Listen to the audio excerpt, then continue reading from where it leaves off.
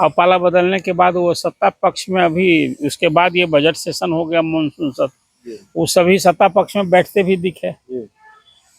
और यहाँ तक कि सबको उप मंत्री की सुविधा मिल रही है सरकारी, सभी राज्य स्तरीय 20 सूत्री समिति के सदस्य बना दिए गए। लेकिन आप जो सवाल कर रहे हैं तो ये इसको आप कह सकते हैं कि संविधान की जो 10वीं अनुसूची है, जिसके तहत दल बदल को रोकने के लिए कानून बना था, अब बड़ा सख्त कानून बना था। उस कानून में स्पीकर को ही सारा अधिकार दिया गया है। वो स्पीकर कोई फैसला नहीं ले रहे हैं, मजबूरी नहीं है, सरकार को बचाना सुरक्षा कवच न है। देखिए, स्पीकर सरकार के सुरक्षा कवच होते हैं। और विधानसभा में जो 243 की हाउस है, उसमें विपक्ष और सत्ता पक्ष में बहुत कम वोट का अंतर है, 5-6 वोट का अंतर है। तो क्यों उथल पुथल किया जाए।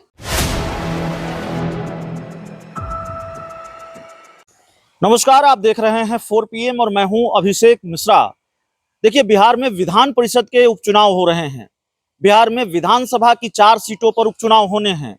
तरारी, बेलागंज, इमामगंज, इन सीटों पर उपचुनाव होना है। रामगढ़। तो बिहार में विधानसभा का उपचुनाव, बिहार में विधान परिषद का उपचुनाव, लेकिन विधान परिषद की और कई सीटें हैं, उस पर उपचुनाव कब होगा। आधा दर्जन से ज्यादा विधायकों ने, आरजेडी कांग्रेस के विधायकों ने पाला बदल लिया था।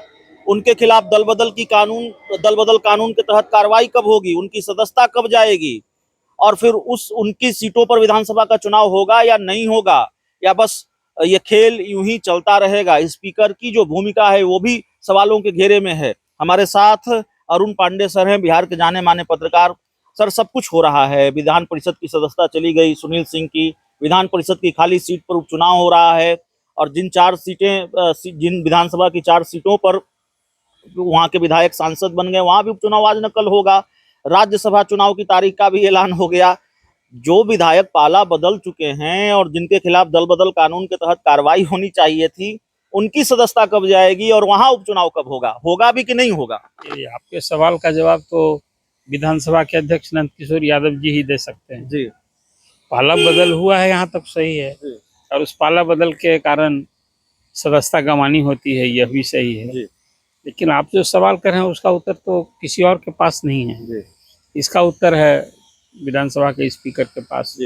तो बजट सत्र की बात आप कर रहे हैं, असेंबली के बजट सत्र में ही पाला बदल का खेल है, और उस खेल में राजद और जदयू के 6 विधायकों ने पाला बदला।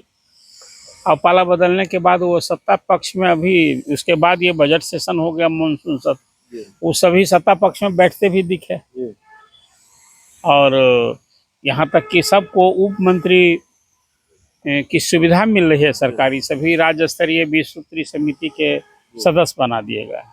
लेकिन आप जो सवाल कर रहे हैं तो ये इसको आप कह सकते हैं कि संविधान की जो 10वीं अनुसूची है, जिसके तहत दल बदल को रोकने के लिए कानून बना था, अब बड़ा सख्त कानून बना था। उस कानून में स्पीकर को ही सारा अधिकार दिया गया है। वो स्पीकर कोई फैसला नहीं ले रहे हैं। राजद और कांग्रेस के लोगों ने आवेदन दे रखा है कि जिन विधायकों ने, अब तो सभी 6 विधायकों का नाम भी हम श्रोता को बताना चाहिए, उसमें मोकामा की नीलम देवी, पालीगंज के विधायक हैं, सिद्धार्थ सौरभ हैं, मुरारी गौतम हैं, फिर आपको सूरगढ़ा के विधायक हैं, प्रहलाद यादव हैं, संगीता कुमारी हैं। तो इस तरह से 6 विधायकों ने पाला बदला। लेकिन अब उपचुनाव तो जब सीट खाली होगी तब ना होगा। आप तो जो अर्जेंसी पैदा कर दिए कि भाई राज्यसभा की 2 सीटों के लिए उपचुनाव 3 सितंबर को होने जा रहा है। एक सीट खाली हुई थी तो भगवान कुशवाहा वहाँ मेंबर हो गए, और फिर अब उसके बाद जो सुनील सिंह की सीट खाली हुई, अभी उसके उपचुनाव की घोषणा नहीं हुई है। और 4 जो सांसदों ने इस्तीफा दिया है, उनकी सीटों के लिए भी उपचुनाव बाकी है। ये उपचुनाव अलग है, जब सीट खाली होती है तब उपचुनाव होता है। कई दशक का आपका अनुभव है। ये तो आप बता रहे हैं कि अभी उपचुनाव हो रहा है, अभी तो सीट खाली होता है। कई दशक का आपका अनुभव है, क्या आपको ये बात सामान्य लगती है कि 4 महीने हो जाए? सामान्य यदि बात लगती तो कहाँ मैं कहता कि बिल्कुल ही तो संविधान का गला घोटा जा रहा है। दल बदल निरोधक कानून का मजाक उड़ रहा है। और जब सब कुछ सत्ता के जिसको फैसला लेना है वही फैसला पर बैठ गए हैं, जी तो फिर ये जो बात होगी कि उनकी मेमोरी कब जाएगी, मेमोरी तो चल जाती है उसी दिन जिस दिन पाला बदले हैं। जी इसमें इफ वर्ड थोड़ा है, कोई गुंजाइश नहीं है। लेकिन फैसला करने वाला यदि फैसला लेके बैठ जाए, ये तो हाई कोर्ट सुप्रीम कोर्ट में भी बहुत बार होता है ना कि 6-8 महीने के बाद भी फैसला सुनाया जाता है। क्या मजबूरी है विधानसभा की? नहीं, मजबूरी नहीं है, सरकार को बचाना सुरक्षा कवच न है। देखिए, स्पीकर सरकार के सुरक्षा कवच होते हैं, और विधानसभा में जो 243 की हाउस है उसमें विपक्ष और सत्ता पक्ष में बहुत कम वोट का अंतर है, 5-6 वोट का अंतर है, तो क्यों उथल पुथल किया जाए। अब वो सब सत्ता पक्ष में आए हैं तो और ताकत न बढ़ गई, वोट दे दिया था सत्ता पक्ष में।